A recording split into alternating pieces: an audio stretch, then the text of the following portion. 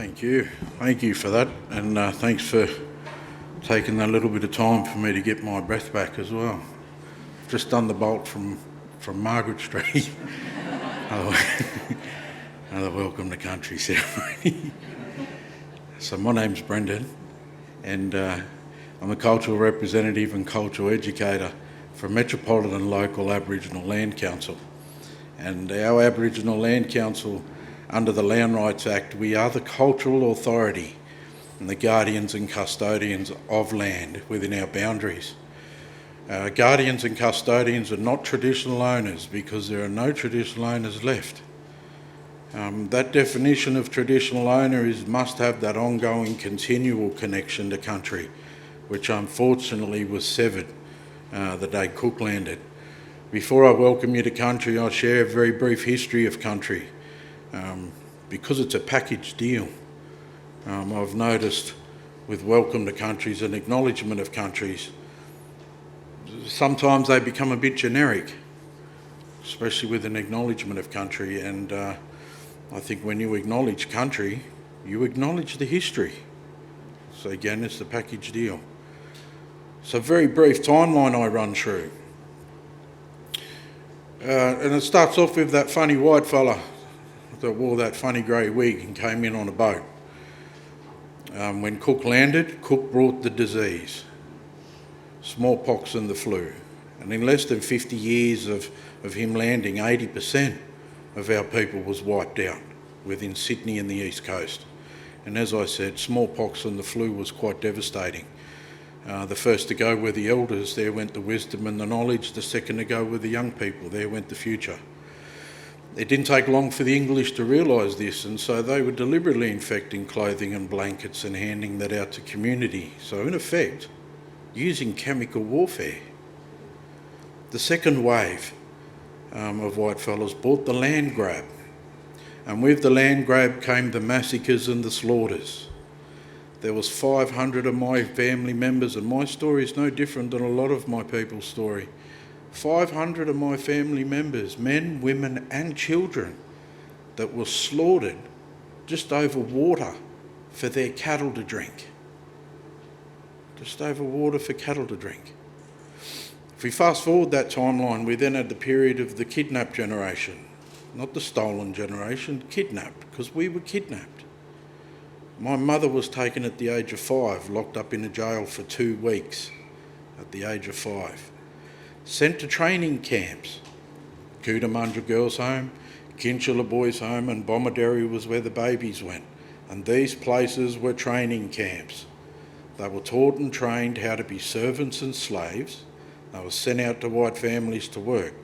Never got paid a cent for the work they did and were punished for speaking their own language and practising their culture. Training camps.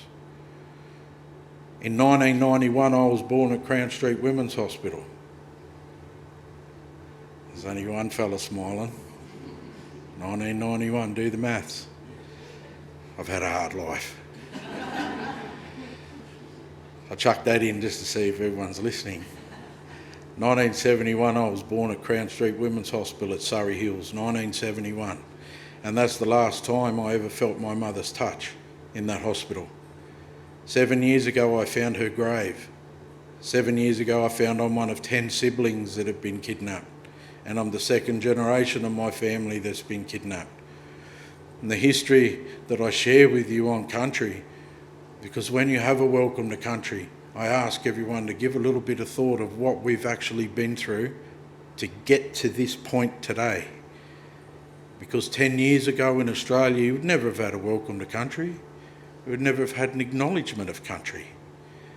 And let's not forget, we are the world's oldest living culture. The world's oldest living culture. We've been here since time immemorial.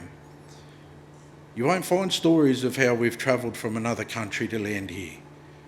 You won't find those stories in any clan in Australia because it never happened. We only have stories that relate to the creation times.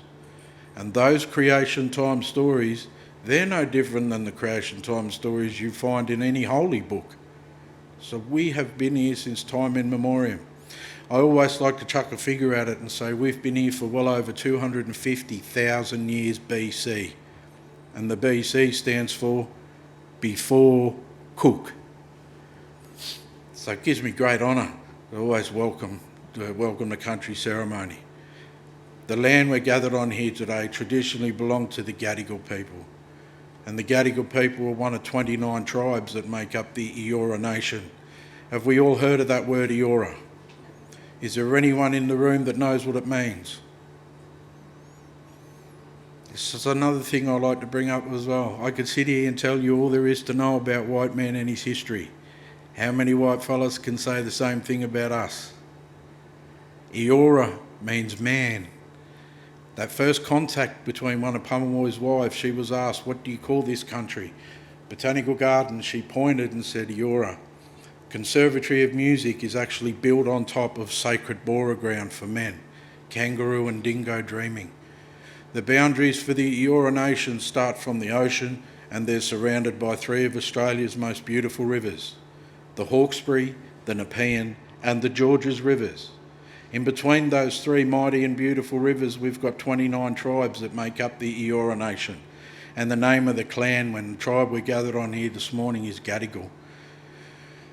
Always first and foremost on behalf of those Gadigal ancestors, because their spirit is still in the land and the waters. On behalf of Metropolitan Aboriginal Land Council as the cultural authority on these lands, it gives me great honour to welcome you all here this morning. Welcome to Gadigal land. I've also brought in my yidaki, not called a didgeridoo. Didgeridoo is a white man's word.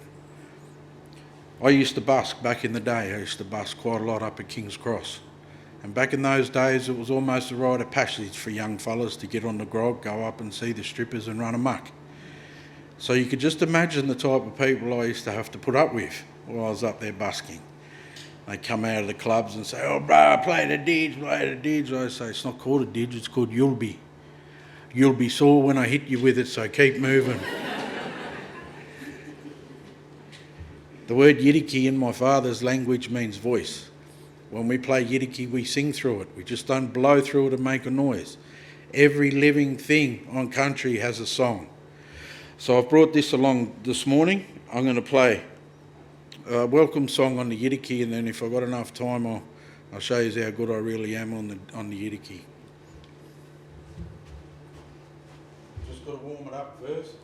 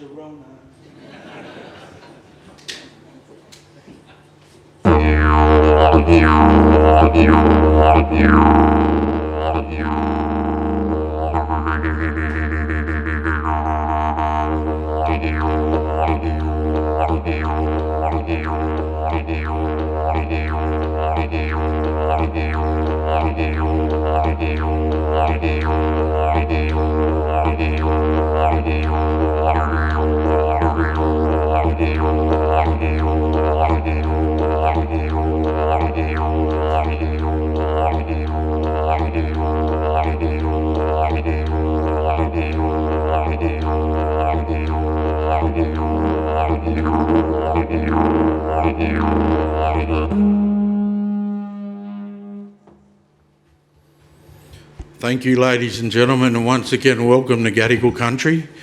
I'd love to stay and hang around after hearing how good the catering's going to be. I'm always up for a free feed. But unfortunately, the trauma for me continues. I've got to go and pay a white fella by the name of Wilson for parking on my own land. So welcome to Gadigal country, ladies and gentlemen. Enjoy the rest of your day, and thank you.